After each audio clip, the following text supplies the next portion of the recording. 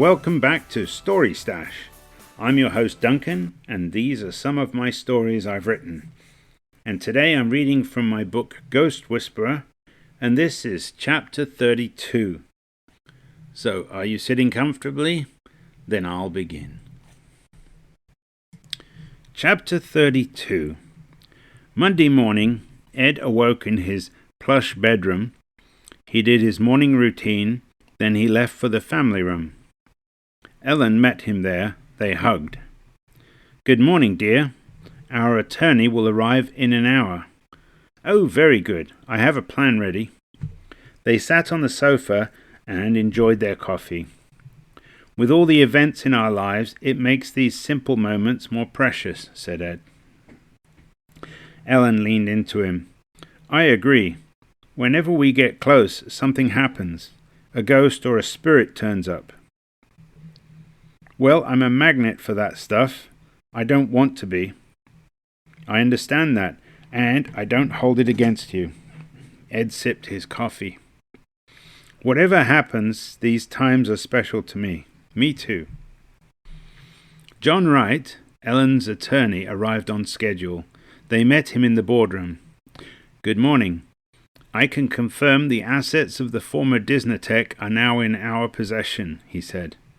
"Excellent work," said Ellen. John handed out copies of a document to Ed and Ellen. "I have the contact info for our new company here. The servers are running, and I've included the VPN details." Ed looked through the document. "Morgan Software?" "Yes, part of Morgan Industries," said John. Ellen looked at Ed. "You have the software company. I paid for the assets, and I picked the name." "Fair enough," Ed shrugged. "Ed, I'll have our HR contact you later today. We need to hire personnel," said John. "Of course. I'll review the information on the server and be ready." Moving on to the next item on my list, this is a draft prenuptial agreement. John handed out 2 thick documents to Ed and Ellen, with lots of sticky notes. "Wow, this is significant," said Ed. "I'm representing Ellen Morgan in this case. You'll need to hire another attorney to review the agreement. Here is a list of Seattle attorneys I recommend," he said. John handed Ed a separate page. "Of course. Is there a specific timeline?" asked Ed. "The sooner you retain an attorney, the sooner you can set a date for your wedding. And may I say, congratulations to you both." They all stood. John shook both their hands. Shortly, he left. Ed looked at the documents in front of him. "Dear, I'm ready to sign whatever you ask me to. Our lives are already intertwined in multiple ways." "I agree, but I need you to review it. It details my assets. I want you to fully understand what you're getting into." "Okay, dear. I'm going to be busy," said Ed. Ed fetched his laptop and returned to the boardroom. He connected via the VPN to the servers. Everything looked familiar, except he now had access to everything. Soon, Ed pulled up a list of employees. He dumped it into a spreadsheet and sorted by department. He cut most of management, plus a few others. Each name had to have an objective: bringing the company online, signing up with clients, delivering existing commitments, etc. Later, Ellen entered the room with 2 mugs of coffee. "I thought I'd find you here." "Thanks. I was preparing a list to review with HR. I don't want to delay things." "Good. If you need help, I have many talented people you can make use of. Don't be afraid to ask for help." "Understood, dear." Ellen reached around him in a hug, and they kissed. "Do you need help with finding an attorney? I can ask one of my assistants to do it," asked Ellen. "Okay, thanks." Ed handed her the list. Ellen took the list and left. Soon, 2 ghosts appeared. It was Sarah and the poltergeist. "Hello, Sarah," said Ed. "Hello, Ed. I'd like to discuss the situation at the bar." "Okay, what's on your mind?" "We can help the police avoid a warrant. We should be in the basement when they visit. Our poltergeist here can make lots of noise. That gives them a reasonable suspicion, allowing them to search without a warrant." "Sounds good to me. How can I help?" asked Ed. "Can you call your police contact and arrange a time when they'll visit the bar? During their visit, we'll make lots of noise, and he can take it from there." "Okay, one moment." Ed took out his phone and dialed Officer Urey. "Hello? Officer Urey, this is Ed. I'd like to discuss the bar," asked Ed. There's no progress yet." "I understand your situation. I have a solution for you." "You do?" "You'll need to take a few officers to visit the bar. During that time, ghosts will make lots of noise in the basement. You'll have reasonable suspicion and not need a warrant to investigate the noise." "That'll work. I'll have several officers there this afternoon around 2. "Just a moment." Ed turned to the ghost. "Sarah, he says they can be there this afternoon around 2 p.m. "We'll be ready. Thanks, Ed." Sarah and the poltergeist vanished. "They said they'll be ready. Good hunting." Ed ended the call. The ghost of a dead villain hovered above the rooftops, a few blocks away from police headquarters. He knew the ghost, known as Connor, was likely to be there, but he was reluctant to approach police headquarters. As a thief, the last place he'd visit was police headquarters. So the ghost drifted along the rooftops. His former habits led him to the less savory parts of town. This was perfect for a thief. He could float above buildings and case potential targets. Suddenly he saw someone he recognized. It was another henchman in the boss's service. It was the one person he'd been looking for. This was the man that killed him. The ghost descended towards the henchman. "I wish I could do something to him. I'd make him suffer for what he did to me," he thought. Now he found his killer. The ghost would not let him escape. He followed the henchman. Around 2 p.m., several police officers entered the downtown bar. They approached the bartender, who didn't appear too happy with their presence. Several bars were friendlier to the police, but not this one. Suddenly, bar music ceased. The bartender gave the stereo a tap to get it working again. It made a popping sound, and smoke came out of the top. Still no music. "I don't know what's wrong. It was working fine," he said to himself. "Excuse me, are you the proprietor of this establishment? I've had reports of strange noises." "Noises? What noises?" asked the bartender. Suddenly there were smashing noises from a locked door behind the bar. A moment later there was a distant shrieking sound. "Something like that," said the officer. "That's nothing. It's probably just a TV nearby." "I suspect there's someone in trouble on these premises. Hand me the key for this door. I believe it goes to the basement." "No, I lost it. You're not allowed it there without a warrant." "In this case, I don't need a warrant. I'm within my rights to investigate suspicious noise." Several officers heard it. To further support his argument, crashing noises came from behind the door and a loud shriek. "I must order you to move aside unless you have a key," said the officer. The bartender grudgingly stepped back. 2 burly officers broke down the door. They entered the doorway and went downstairs to the basement. The bartender looked panicked and reached for his phone. "I'll caution you not to make any calls at this time, sir." One officer had remained upstairs, standing nearby. A few minutes passed, then an officer emerged from the doorway. "We found a body in a freezer downstairs. Summon the CSI team. Read this bartender his rights." Soon, the bartender was handcuffed and sitting in the back of a squad car. Nobody saw the 3 ghosts floating in the basement. "Stephanie, you'll be okay now. He can't hurt you," said Sarah. "Thank you. This has been a nightmare." The poltergeist was having fun breaking bottles of spirits. Sarah gestured at him to go. Soon, 2 ghosts departed the basement, leaving the ghost of Stephanie looking over her remains. Ed finished a call with the HR specialist assigned to Morgan Software. He'd provided a list of candidates to interview for positions in the new company.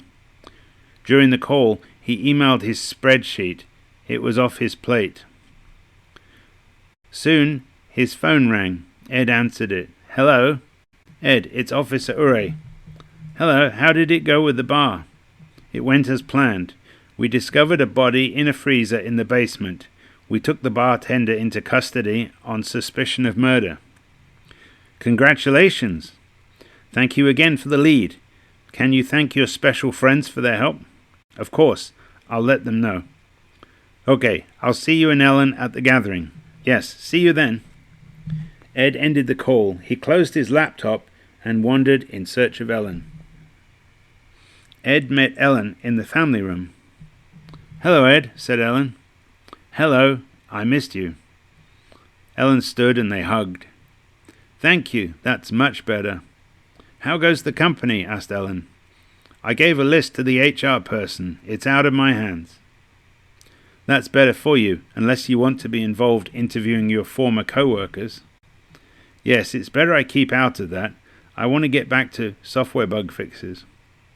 "HR will install a management team to take over the everyday running.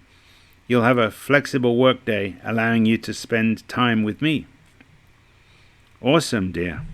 By the way, we've got an appointment with a tailor tomorrow. You're getting measured for suits and a tux." "Okay with me. Will you be joining me?" "I think I should." Ed's phone rang. "Hello." "Ed, it's Blake." "Hello, Blake. How are you doing?" "I just got a call from a new company, Morgan Software. I have an interview tomorrow." "Oh, cool. I'll probably get a call soon." "Huh? The HR person said you shortlisted me." "Okay, you got me. I gave them a list of people to hire from the old Disneytech. I said you were essential, so don't blow it." "No, I won't. I just called to thank you. I need the job." "Please don't tell anyone else that I was involved. If they aren't chosen, I don't want to get blamed." "Understood. Anyway, thanks for the referral, Ed. I owe you one." "Sure. You take care, and good luck tomorrow." "Bye." The call ended. Ed turned to Ellen. "That was Blake. He says the HR person already called him to set up an interview." "Good. She's one of my senior HR people. I expect excellent results. The company will be functioning within a week." "Well, I'm impressed." Monday morning, Ed awoke in his plush bedroom. He did his morning routine, then he left for the family room. Ellen stood as he arrived, and they hugged. "Good morning, my love," she said. "It's a good morning now. Let's have some coffee. We've an appointment with the tailor." "Okay, is he downtown?" "No, silly, he's meeting us here. When you're wealthy and you buy lots, they come to you." "Oh, I hadn't realized. Things are different now. I've had to learn too." They sat on the sofa and sipped their coffee. About half an hour later, Ellen stood. "Let's go see the tailor." Ed held her hand, and they walked along a corridor to a room Ed hadn't seen before. Ellen reached for the door handle. "He should be ready for us." The tailor was waiting for them inside. "Hello, Mr. Tanner. Please come and stand here." He gestured to a small raised platform. Ed stood on it. The tailor began taking measurements and reading them off to an assistant. "We're going to need a complete wardrobe of business suits and formal wear," said Ellen. "Absolutely, miss. Do you have an urgent need?" "We've got a wedding in a few weeks. I'm sure you have sufficient time for that." "Yes, miss." The tailor continued his work. After taking Ed's measurements, the tailor walked Ellen through a catalogue of styles and samples. His assistant made notes as Ellen made choices. Ed decided not to interrupt. "I assume you'll have some matching shoes," said Ellen. "Absolutely, miss. We can bring a selection of shoes and ties for the next fitting." "Very good, then. Do you need anything else?" "No, we have all we need. I'll be in contact with your assistant. Thank you for coming today." Ellen led Ed out of the room. "Wow, that was an experience," said Ed. "You handled it well. Now you'll have outfits for any occasion." They walked back to the family room. A day later came the gathering. Ed and Ellen took the SUV, driven by her security detail. They arrived at the parking lot outside the Duwamish Longhouse. "I'm looking forward to seeing Washta and the tribal elders. We need to decide on a wedding date," said Ellen. "Just inform me what you need from me. I'm leaving the details to you." "Oh, for certain. You'll be walking on hot coals while you profess your love to me." "Huh?" "You're the medicine man, and you should follow Duwamish traditions." "Right, as long as it doesn't involve walking on hot coals." "I made that up. I don't think there's any hot coals involved." A security guard opened the door, and they stepped out. Ed and Ellen walked to the entrance. Many others were doing the same, and Ed recognized several faces. He no longer felt out of place here. At the entrance, Ahote greeted them. "Hello, Ed and Ellen. Welcome to the gathering." "Thank you, Ahote. We're honored to be here." "Please come inside." Ed and Ellen walked inside the longhouse. They didn't notice a white man walking towards the entrance. He walked with the crowds of people.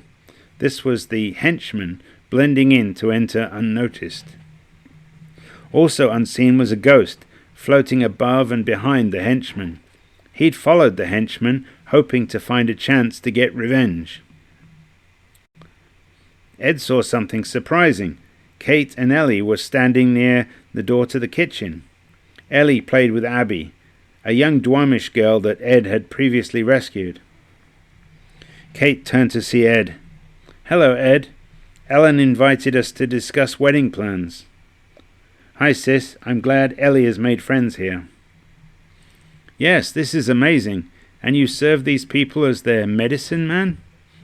"I do what I can." "Ed is too modest. He has saved several Duwamish lives, including Abby," said Ellen.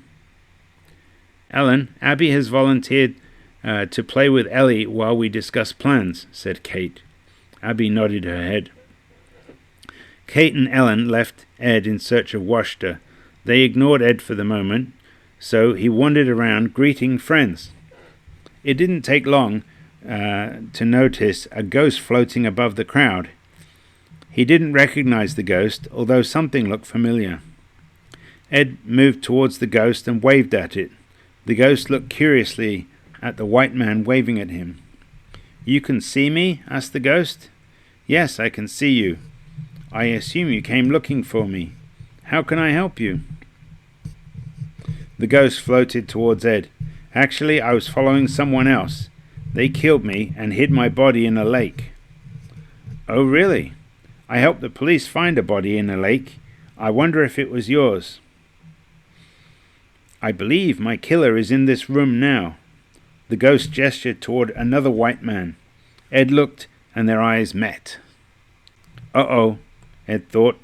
The other man walked toward him and glared at him with malice. Ed moved back, and towards the last location he saw Officer Ure. He continued watching the other man as he did. Soon, Ed spotted Officer Ure. He waved to him as he continued moving towards him. He kept a distance from the other man, in case he was armed. Ed reached Officer Ure. "Hey Ed, what's up?" "I need your help. There's a man stalking me. I think he's the one who killed that body we found in the lake," said Ed. He pointed toward the other man. The henchman saw the police officer looking toward him and panicked.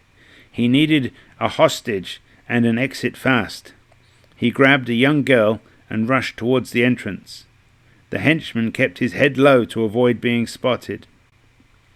Officer Ure trusted Ed. When he said there was someone after him, he accepted it at face value. His right hand was on his holstered gun as he scanned the crowd.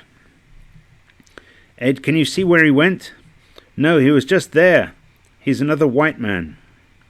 Ed and Officer Ure stood, searching for the man. At once, Kate arrived. "Hey, Ed, have you seen Ellie?" she asked. "No, sorry. I had a problem of my own to deal with." "Excuse me, ma'am. Where did you see her last?" asked Officer Ure. "Just over there." Kate pointed in the direction where Ed had last seen his stalker. "Crap." Ed saw the ghost floating out of the main entrance. "What? Where is she?" asked Kate. Ed and Officer Ure raced out the main entrance in time to see a dark van leaving the parking lot. The ghost was also gone. Kate arrived, followed by Ellen. "Where's Ellie?" "Sis, I need you to remain calm. I think she was abducted." "What?" Officer Ure had his radio out and calling for backup. A dark van just left the Dwamish Longhouse. Ed ran to the SUV and the security guards. "Did you see the dark van leave?" "I believe the driver abducted my niece," he asked. The two guards jumped into action just as Ellen arrived behind Ed. "Get in," said a guard. "Ed, you go with them. I'll stay with Kate." One guard got in the driver's seat and Ed got in the front passenger seat. The remaining guard stayed beside Ellen, calling on his phone. "We have a level 1 incident." Well, that's the end of chapter 32.